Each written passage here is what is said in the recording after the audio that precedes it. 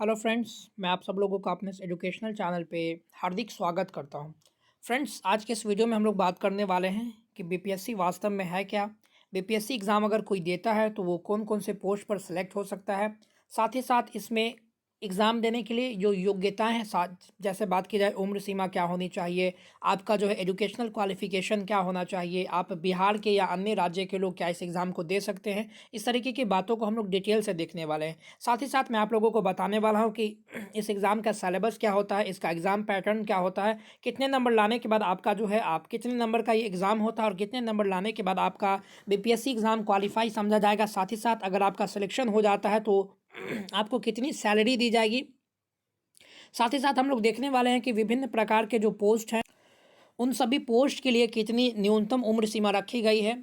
साथ ही साथ हम लोग ये देखेंगे कि क्या ओपन यूनिवर्सिटी से जो बच्चे ग्रेजुएशन करते हैं क्या वो इस एग्ज़ाम को दे सकते हैं। इस तरह की विभिन्न प्रकार की बातों को हम लोग देखने वाले हैं। कट ऑफ कितना जाता है, कितने नंबर पर सिलेक्शन होता है, सबको विस्तार पूर्वक हम लोग समझने वाले हैं। तो अगर आप भी हैं बीपीएससी के अभ्यर्थी या भविष्य में इस एग्ज़ाम को देना चाहते हैं तो आप इस वीडियो को कंप्लीट देखें, आपको बहुत इससे लाभ मिलने वाला है। तो सबसे पहले अगर हम लोग बात करते हैं इस एग्ज़ाम के बारे में, तो मैं आगे आप लोगों को बताते चलूँ कि ये एग्ज़ाम जो है बीपीएससी क्या है। बीपीएससी मुख्य रूप से एक एग्ज़ाम लेने वाली एक संस्था है जो क्या करती है कि बिहार में यानी राज्य स्तर पर बिहार, खास करके बिहार राज्य में जो है वो 2 दर्जन से भी अधिक एग्ज़ाम लेने का काम करती है, जिसमें एक आपका परीक्षा जो माना जाता है वो बिहार सिविल सर्विसेज एग्ज़ाम का परीक्षा माना जाता है, जिसके माध्यम से जो है बिहार में एसडीएम, उसके बाद डीएसपी, उसके अलावा और भी जो शिक्षा विभाग से संबंधित जो पोस्ट है उसको भरा जाता है। आगे मैं आपको डिटेल में भी बताने वाला हूँ कि इसमें कौन कौन से पोस्ट होते हैं। तो ये इस प्रकार से इसको करने का काम करता है। अब यहाँ पर बात आती है कि बीपीएससी का जो एग्ज़ाम जो होता है वो कितने चरणों में होता है। तो हम लोग बीपीएससी सिविल सर्विसेज एग्जामिनेशन की बात करते हैं तो इसका एग्ज़ाम जो है वो 3 चरणों में होता है। आगे मैं सब कुछ आप लोगों को दिखाने वाला हूँ, नंबर भी बताने वाला हूँ कि ये कितने नंबर का होता है। सबसे पहले परीक्षा को हम लोग प्रिलिमिनरी एग्जामिनेशन या प्रारंभिक परीक्षा का बोलते हैं। दूसरे एग्जामिनेशन को हम लोग मेंस परीक्षा बोलते हैं और तीसरे एग्जामिनेशन को हम लोग इंटरव्यू एग्जामिनेशन बोलते हैं। बात की जाए अगर प्रारंभिक परीक्षा की, तो आपका प्रारंभिक परीक्षा 150 अंकों का होता है। आपका मेंस परीक्षा 1120 अंकों का होता है। वहीं आपका आप कह सकते हैं कि इंटरव्यू इसमें इंक्लूडेड है, यानी आप कह सकते हैं कि 1020 अंकों का आपका जो है वो प्रीलिम्स पर मेंस परीक्षा होता है और आपका जो है 120 अंकों का जो है आपका इसमें जो है आप कह सकते हैं कि आपका इंटरव्यू देखने को मिलता है। यानी मोटा मोटी अगर कहा जाए तो आप यहाँ पर देख सकते हैं कि आपके सामने जो प्रारंभिक परीक्षा है वो 150 अंकों का होता है, 150 अंकों का, जिसमें ऑब्जेक्टिव टाइप सवाल आपसे पूछे जाएंगे। आपको क्वेश्चन आपके सामने आएंगे और उसको आपको टिक करना है और इसके लिए आपको प्रत्येक क्वेश्चन के लिए आपको 1 अंक दिए जाएंगे। ये है बीपीएससी की प्रारंभिक परीक्षा का प्रारूप। और इसमें जो है मुख्य रूप से किसी भी प्रकार का कोई भी नेगेटिव मार्किंग नहीं है। आप जो है कि जितने भी क्वेश्चन का आप लोग चाहें टिक लगा सकते हैं, इसमें आपके नंबर को नहीं काटा जाएगा। वहीं हम लोग बात करते हैं इसके दूसरे चरण के एग्ज़ाम की, तो दूसरा चरण का जो एग्ज़ाम होता है वो कहलाता है मुख्य रूप से मुख्य परीक्षा। तो मुख्य परीक्षा क्या है कि पहला जो इसमें आप कह सकते हैं कि 100 नंबर का आपका सामान्य हिंदी होता है, 300 नंबर का आपका जीएस पेपर 1 होता है, 300 नंबर का आपका जीएस पेपर 2 होता है और 300 नंबर का आपका जो है आप कह सकते हैं कि एक ऐच्छिक विषय होता है और 120 अंकों का आपका साक्षात्कार होता है। टोटल को अगर आप ऐड कीजिएगा तो आपका 1120 अंक आपका टोटल होता है। लेकिन आपके जो है सामान्य हिंदी का जो पेपर होता है वो क्वालिफाइंग नेचर का होता है, इसका अंक जो है आपके मेरिट में नहीं जोड़ा जाता है। ठीक उसी प्रकार से आपका प्रारंभिक परीक्षा जो होता है आप में इसमें से जो क्या है सिर्फ आपको इसको क्वालिफाई करना होता है, इसका नंबर जो है आपके मेरिट लिस्ट में नहीं जोड़ा जाता है। इससे आप जो है ऊंचे पदों पर नहीं जा सकते, बस इसको आपको सिर्फ पास करना है। मिनिमम जो कट ऑफ जो आता है उससे आपको अधिकतर अंक लाना है। आगे मैं ये भी डिस्कस करने वाला हूँ कि इसका अधिकतर अंक कितना जाता है प्रत्येक के कैटेगरीज के लिए, ये सब भी मैं डिस्कस करने वाला हूँ। अब बात आती है कि इसकी जो है योग्यता क्या है। तो योग्यता की अगर बात की जाएगी तो सबसे पहले जो है योग्यताओं में हम लोग शैक्षणिक योग्यता की बात करते हैं। शैक्षणिक योग्यता कहने का मतलब हुआ कि आपको कितना पढ़ा लिखा होना चाहिए। तो बीपीएससी के जो है सिविल सर्विसेज एग्जामिनेशन को देने के लिए आपकी कम से कम शिक्षा जो है वो ग्रेजुएशन पूरी होनी चाहिए। ध्यान रखिएगा, मैंने आपके सामने शब्द बोला है ग्रेजुएशन पूरी होनी चाहिए। अगर आप अपियरिंग हैं तो आप इस एग्ज़ाम को नहीं दे सकते हैं। आपके तीनों वर्षों का रिजल्ट जो है वो क्लियर होना चाहिए। साथ ही साथ उसमें डेट जो रखा जाता है आमतौर पर वो बीपीएससी, मान लीजिए कि अगर 68 बीपीएससी का नोटिफिकेशन आता है, मैं एग्जांपल के तौर पे बताता हूँ, मान लीजिए कि जो है अगले महीने फरवरी में आता है, अगर इसका नोटिफिकेशन जो है आपके सामने देखने को आता है, तो इसका जो फॉर्म भरने की जो अंतिम तिथि होगी उस दिन से पहले पहले आपका जो है तीनों वर्षों का रिजल्ट डिक्लेयर हो जाना चाहिए। तो ये अगर आप कर पाते हैं तभी जा करके आप इस एग्ज़ाम को दे सकते हैं। ये तो बात रही आपके सामने इसके शैक्षणिक योग्यता है कि अब आपके सामने जो है वो दूसरा सवाल ये आता है कि क्या इसको बिहार के अलावा दूसरे राज्य के बच्चे इस एग्ज़ाम को दे सकते हैं? तो यस, ये बिहार के अलावा किसी भी दूसरे राज्य के बच्चे भी इस एग्ज़ाम को दे सकते हैं। सारे लोग इस जो है इस एग्ज़ाम को दे सकते हैं और सिलेक्शन पा सकते हैं। बस फ़र्क इतना हो जाता है कि अगर बिहार के अंदर हैं अगर आप लोग, तो अगर आप एससी, एसटी या ओबीसी कैटेगरी के हैं तो आपको आरक्षण का लाभ मिलेगा। लेकिन अगर आप बिहार के बाहर से अगर इस एग्ज़ाम में अप्लाई करते हैं तो आपको एज़ अ जनरल ट्रीट किया जाएगा और आपको जनरल के सीट पर आपको लड़ना होगा, उतना कट ऑफ आपको लाना पड़ेगा। तो ये रही आपका जो है वो शैक्षणिक योग्यता से संबंधित। दूसरा जो बात आता है आपके एज लिमिट से संबंधित, वो भी मैं आप लोगों को दिखा देता हूँ। तो आपके सामने एज लिमिट जो है वो शो किया जाएगा। तो देखिए, सबसे पहले अगर एज लिमिट की बात की जाएगी तो यहाँ पर आप देख सकते हैं कैटेगरी, अगर मेल की बात करते हैं तो मेल कैटेगरी के लिए जो है जनरल कैटेगरी के मेल कैंडिडेट के लिए बीपीएससी की जो अपर लिमिट जो है वो रखी गई है 37 ईयर्स रखी गई है। वहीं जनरल कैटेगरी के लिए जो है फीमेल के लिए अपर लिमिट जो है वो 40 वर्ष रखी गई है।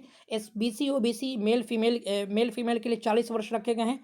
एससी एसटी के मेल फीमेल के लिए 42 वर्ष रखे गए हैं। अब ये तो रही अधिकतम उम्र सीमा। अब न्यूनतम उम्र सीमा की बात करते हैं तो कुछ पोस्ट ऐसे हैं बीपीएससी के जिसको देने के लिए आपकी न्यूनतम उम्र सीमा 20 वर्ष होनी चाहिए और कुछ पोस्ट ऐसे हैं जिसको देने के लिए आपकी न्यूनतम उम्र सीमा 21 वर्ष होनी चाहिए। जैसा कि आप लोग देख सकते हैं डिप्टी सुपरिटेंडेंट ऑफ पुलिस अगर आप एग्जाम को देना चाहते हैं तो आपकी न्यूनतम उम्र सीमा 20 वर्ष होनी चाहिए। उसके बाद प्रोबोशन ऑफिसर की अगर बात करते हैं तो इसके लिए आपको 21 ईयर्स का कम से कम होना चाहिए। साथ ही साथ रूरल डेवलपमेंट ऑफिसर के लिए आपको 21 ईयर्स का होना चाहिए। साथ ही साथ आप कह सकते हैं कि लेबर इन्फोर्समेंट ऑफिसर की अगर बात करते हैं तो इसके लिए भी आपकी आयु सीमा जो है वो न्यूनतम 21 वर्ष होनी चाहिए। इसके अलावा जो भी पोस्ट बच जाते हैं उसके लिए आपकी उम्र सीमा जो है वो 22 वर्ष होनी चाहिए। तो ये आपने देख लिया कि यानी आपका जो न्यूनतम उम्र सीमा जो है वो 20 से लेकर के आपका अधिकतम उम्र सीमा 42 वर्ष तक होनी चाहिए। ये डिफरेंट कैटेगरीज के लिए ये वैरी करता है, जैसा कि मैंने आपको दिखा दिया।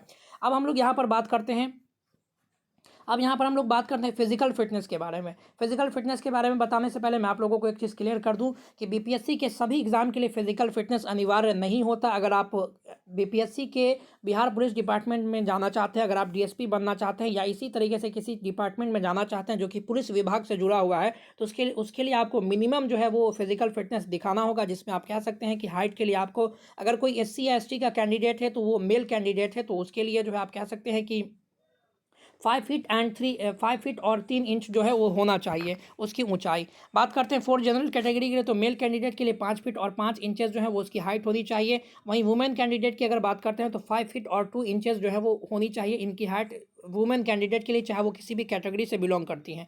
अब हम लोग यहाँ पर बात करते हैं एससी एसटी के मेल कैंडिडेट के लिए, तो यहाँ पर उनकी चेस्ट जो है वो 31 इंचेस होनी चाहिए न्यूनतम। वहीं जनरल कैटेगरी के लिए जो है 32 इंचेस जो है वो जो है मिनिमम होनी चाहिए। तो ये रहा आपका फिजिकल फिटनेस। और ध्यान रखिए फिजिकल फिटनेस सिर्फ उन्हीं बच्चों के लिए अप्लीकेबल होगा जो कि बिहार पुलिस डिपार्टमेंट में जो है किसी भी पोस्ट पर अप्लाई करना चाहते हैं।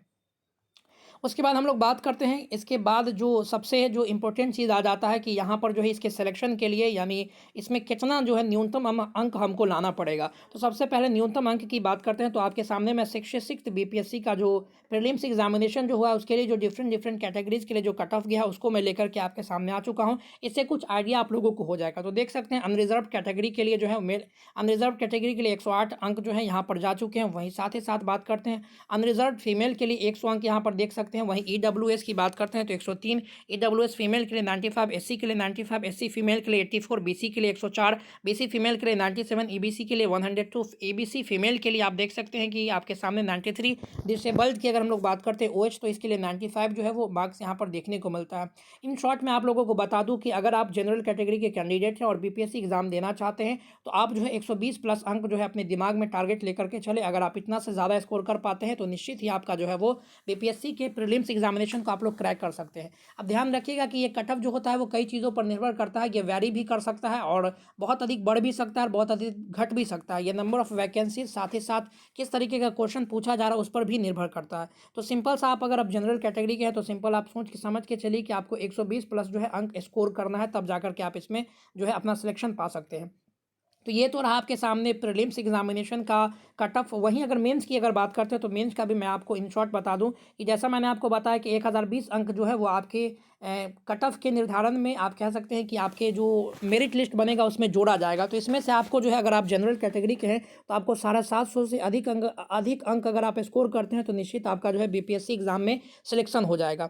अब हम लोग आगे बात करते हैं इस एग्ज़ाम को देने के बाद अगर मान लीजिए आपका सिलेक्शन हो जाता है तो आपको कितनी सैलरी एंड अलाउंसेज आपको मिलेंगी। तो सबसे पहले सब डिविजनल मजिस्ट्रेट की बात करते हैं तो यहाँ पर आपके सामने 61,000 से लेकर के 72,000 रुपये आपको मिल सकते हैं। वहीं अंचल पदाधिकारी की बात करते हैं तो 43,000 से लेकर के आपको 47,000 तक पैसे मिल सकते हैं। वहीं रेंज ऑफिसर की बात करते हैं तो ये 43,000 से लेकर के आपको 47,000 मिलते हैं। एक्साइज इंस्पेक्टर की बात करते हैं तो 43,000 से लेकर के इनकी भी सैलरी जो है वो 47,800 है। ब्लॉक माइनॉरिटी वेलफेयर ऑफिसर की बात करते हैं तो ये भी 43,000 से लेकर के 47,000 है। एएसआई की बात करते हैं तो 52,500 है। सब इंस्पेक्टर की बात करते हैं तो 49,000 है। उसके बाद इंस्पेक्टर रैंक ऑफिसर के लिए 61,000 जो है यहाँ पर सैलरी बताई गई है। हाँ, सैलरी में जो है बढ़ोतरी होती रहती है समय के साथ साथ, तो इससे आप ज़्यादा चिंतित ना हो, आपकी सैलरी जो है समय के साथ बढ़ती चली जाएगी। तो फ्रेंड्स यहाँ पर जो है आप देख सकते हैं कि ये था कुछ सैलरी। इसके अलावा आप अगर आपके दिमाग में कोई भी बीपीएससी एग्जाम से संबंधित कोई भी डाउट अगर आपके दिमाग में चल रहा है तो निश्चित आप कमेंट के माध्यम से जो है इस चीज़ को जान सकते हैं। मैं आप लोगों को कमेंट के माध्यम से इस चीज़ के डाउट को क्लियर करने की कोशिश करूंगा। उम्मीद करते हैं कि आप लोगों का सारा डाउट बीपीएससी एग्जाम से संबंधित जो है वो क्लियर हो चुका होगा। तो मिलते हैं अगले वीडियोज़ में, तब तक के लिए धन्यवाद। God bless you all.